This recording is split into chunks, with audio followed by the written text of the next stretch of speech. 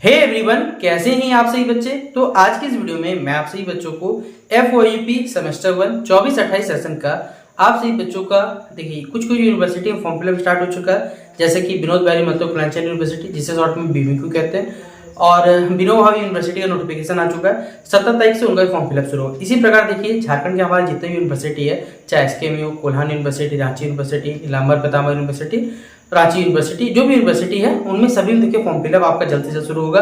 तो आप सही बच्चों को सेमेस्टर 1 का जो भी पेपर है उसका एग्जामिनेशन पैटर्न क्या हो सकता है, आपका जो भी पेपर है, चाहे मेजर हो, माइनर हो, MDC हो, AC, हिंदी, इंग्लिश, कुछ भी पेपर होगा, सेक पेपर, मैथमेटिकल होगा या डिटेल एजुकेशन होगा, आपका VSC जो फिक्स है वो लगभग अंडरस्टैंड ये फिक्स रहता है सभी यूनिवर्सिटी का।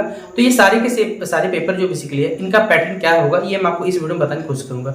तो पूरा वीडियो ध्यान से आप सही बच्चे लास्ट तक सुनिएगा, तो आपके सारे डाउट्स क्लियर हो जाएंगे किस प्रकार पैटर्न में सवाल आते हैं। तो आप सही बच्चे आराम से सुनिए इस वीडियो को। वीडियो पसंद आता है तो वीडियो को अपने दोस्तों को शेयर कर दीजिएगा और जितना हो सके अपने दोस्तों को भी चैनल के साथ जोड़ दीजिएगा, ताकि भविष्य में देखिए जब भी कोई भी अगर आपको अपडेट आएगा तो आपको हमारे चैनल के द्वारा मिल जाएगा। कुछ पूछना रहे तो आप हमसे फेसबुक, इंस्टाग्राम पे जुड़ के जो पूछना रहे पूछ लीजिएगा।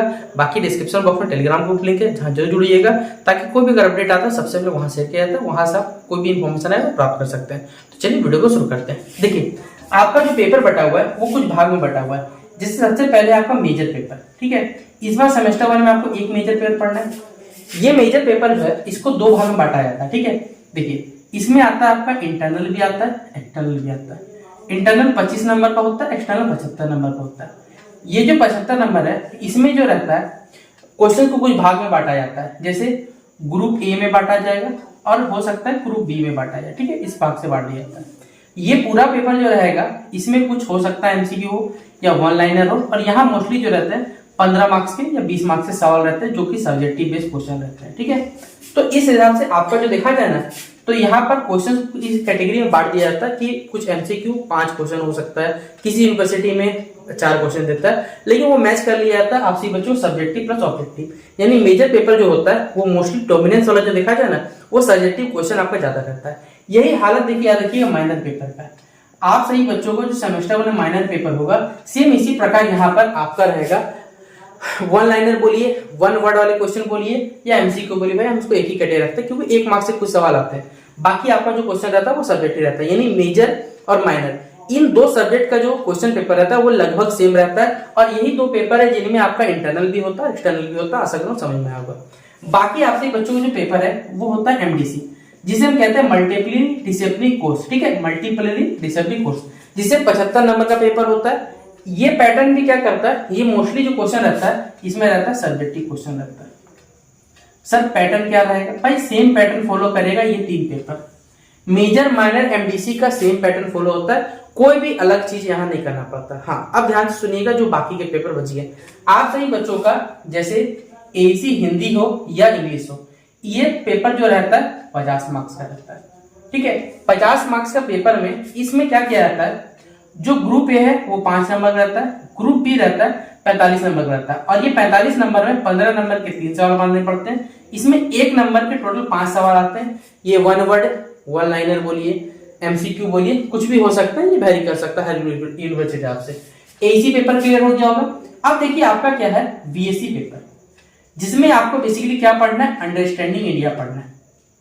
अब कुछ यूनिवर्सिटी के सिलेबस में क्या दिया हुआ है, ये जो पेपर अंडरस्टैंडिंग इंडिया का दिया हुआ है ये आपका क्या ऑब्जेक्टिव होता है। जैसे विनोद भाई महतो खुलांचल यूनिवर्सिटी में ये पेपर अंडरस्टैंडिंग इंडिया पूरी ऑब्जेक्टिव होता है। डिजिटल एजुकेशन भी इनका ऑब्जेक्टिव होता है। मैथमेटिकल जो सेक पेपर बेसिकली 2 एक्स्ट्रा पेपर ये ऑब्जेक्टिव बेस्ड होते हैं। लेकिन कुछ अदर यूनिवर्सिटी में ये पेपर जो होता है वो थियोरेटिकल होता है, क्योंकि आपका सब्जेक्टिव वाला क्वेश्चन अगर मेरे हिसाब से बोला जाए ना कि भाई ये पेपर जो अंडरस्टैंडिंग होना चाहिए था ये सब्जेक्टिव ही होना चाहिए था, क्योंकि इसका जो सिलेबस है सिलेबस से बहुत सारा MCQ जनरेट हो सकता है, जो कि एट अ टाइम 6 महीने के टाइम पीरियड में इतना सारा सब्जेक्ट को कवर करना इम्पॉसिबल हो जाता है। इसलिए VSC पेपर जो अंडरस्टैंडिंग मेरे हिसाब से होना चाहिए था, ये सब्जेक्टिव इसे बना देना चाहिए था हर यूनिवर्सिटी को। लेकिन कुछ यूनिवर्सिटी इसे ऑब्जेक्टिव बनाता है, कुछ यूनिवर्सिटी सब्जेक्टिव बनाता है। तो आप इसको क्या करिए, सबसे पहले अपने यूनिवर्सिटी के ऑफिशियल वेबसाइट पे ये सिलेबस में आपको सब वहां लिखा हुआ रहता है कि ये किस प्रकार का क्वेश्चन आता है, यहाँ पर ऑब्जेक्टिव आता है, सब्जेक्टिव आता है। तो इस प्रकार आप पहले डिसाइड करिए, क्योंकि देखिए यूट्यूब पे ऐसे बहुत सारे कंटेंट है जहाँ पे यूनिवर्सिटी का नाम नहीं लिखा जाता है। हम लोग देखिए आपको जो भी पढ़ाता है वहां बोल देते हैं कि भाई अपना यूनिवर्सिटी सिलेबस एक बार देख लीजिएगा,